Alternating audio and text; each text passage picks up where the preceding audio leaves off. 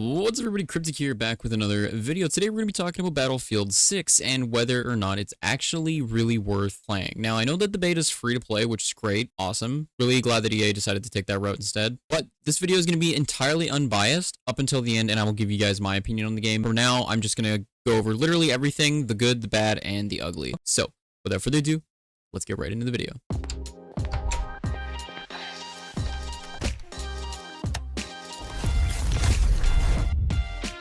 Okay, so Battlefield 6 has been out for a little bit now in the closed beta and then now the open beta, and there's quite a lot to go over.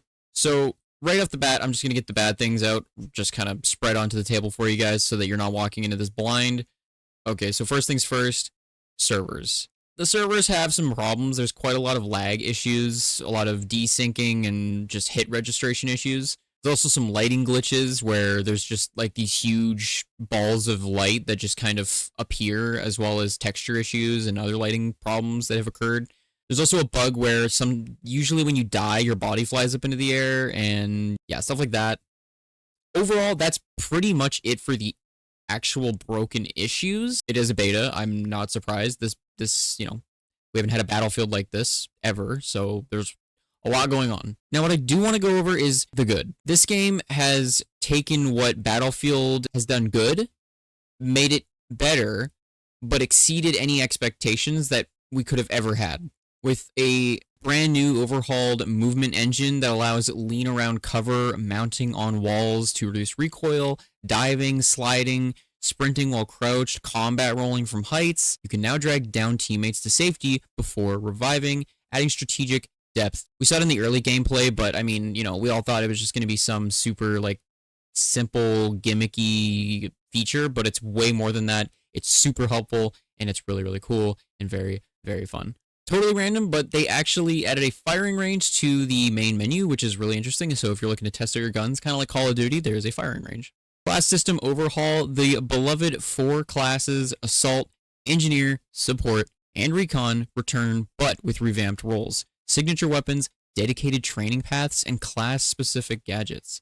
The Assault class has gotten a redesign. Adrenaline injectors, which now clear flash, stun, resistance to explosives, incendiary damage, and boosts movement speed. The Assault class has a new feature called Commanding Presence, which will actually speed up objective captures and reduce combat cooldown. So when you're trying to spawn on a teammate, normally it'll tell you that they're in combat and they have to wait. That'll be sped up for the Assault class. The deploy beacon gadget moves from Recon to Assault, which limited uses and self-destruct mechanics to encourage team play and not, just camping.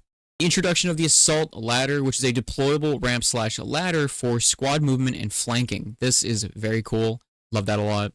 Signature weapons as well. Weapons designed for specific classes offer exclusive benefits when used by that class. So you're going to get benefits based on a weapon you're using if you're the right class. When it comes to destruction and environmental dynamics, tactical destruction has evolved from previous Levolution systems. Destruction is now more dynamic. You can alter environments strategically, buildings collapsing to create new pathways, and so on. A good example of this is if you're inside of a building like an apartment complex and you have a grenade launcher on you, you can shoot a grenade launcher around at a wall, creating a hole, and you can flank enemies that are filling into the room. Weapons, vehicles, and loadout enhancements. So we got advanced weapon customization, which has a much, much cleaner UI and improved clarity to help choose loadouts quickly and effectively. Vehicle retuning, simplified controls make vehicles more accessible and responsive, appealing to a wider range of players. I gotta say, vehicles do 110% feel way better than they've ever felt in Battlefield. Absolutely love that. When it comes to game modes and maps, multiplayer modes will have the all-star lineup return. So Conquest, Breakthrough and Rush, TDM, Squad Deathmatch, Domination, King of the Hill, plus a brand new Escalation, which is a strategic mode where you control points that shrink over time. Very, very interesting. And now Portal returns with a full level editor powered by Gadget, allowing custom game modes, scripting, UI customization, and verified hardcore rule sets. Examples being one-shot headshots, closed weapons, and so on. So that's going to be really cool to see what people make. So launch includes 9 sprawling maps with multiple combat zones designed for varied engagements. You guys can expect some iconic areas like Egypt, Brooklyn, and Gibraltar, with Operation Firestorm returning via community design or remakes. Firestorm Battle Royale mode from Battlefield 5 appears to be returning alongside the new escalation mode as well. Technical upgrades and UI enhancements. So when it comes to the engine and performance, built on an upgraded Frostbite engine, optimized for destructibility, movement systems, dynamic weather, immersive audio, and support for 128 player battles. I gotta say, the audio in Battlefield 6 is none other. It's not comparable. It sounds so crispy, and I just don't know how to describe it. It sounds so good when it comes to reloading your weapons or just running around, hearing your boots have dirt crunching below them as you're walking, the crackling of bullets, and just literally every sound effect. Oh, it's so perfect. Not trying to glaze here. I know I said I'd stay unbiased till the end of the video, but it's just good, guys. It's so hard to try to stay unbiased. I mean, they delivered. Okay, Battlefield is back. EA has absolutely delivered, and it just keeps getting better. Alright, so anyway, continuing on crossplay matchmaking, the new preferred crossplay matches players primarily by input type, controller versus keyboard and mouse, and prioritizes low ping and server quality over strict skill-based matchmaking.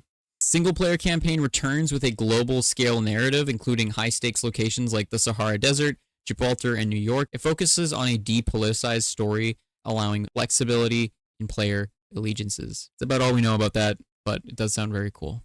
Basically, to sum this video up, Battlefield 6 is absolutely amazing, and naturally, of course, as any open beta is, it didn't come without any bugs and issues, but those can be totally overlooked because the gameplay is so incredibly good, and at the end of the day, that's basically all that matters, the gameplay. But at the end of the day, the game's absolutely amazing. They've outdone themselves. You can really tell where the work was put in. DICE have absolutely cooked super hard. It's amazing. That's it. Battlefield 6 is absolutely insane. You guys are going to love it. If you weren't sure if you should pre-order, go ahead. We all thought this was going to be another 2042 situation. It's absolutely amazing. Really quick before we end this video off, I do want to say if we can get this video to 500 likes, I will be giving away a free copy of Battlefield 6 for PlayStation 5 to a lucky random person in the comments below. So after watching this video, comment your PlayStation Network username, and you might be one of the lucky few. Get this video to 5,000 likes, and I might do maybe 3 or 4 copies. Who knows? So that's going to be it for the video. I will see y'all later. Have an awesome day. And peace out.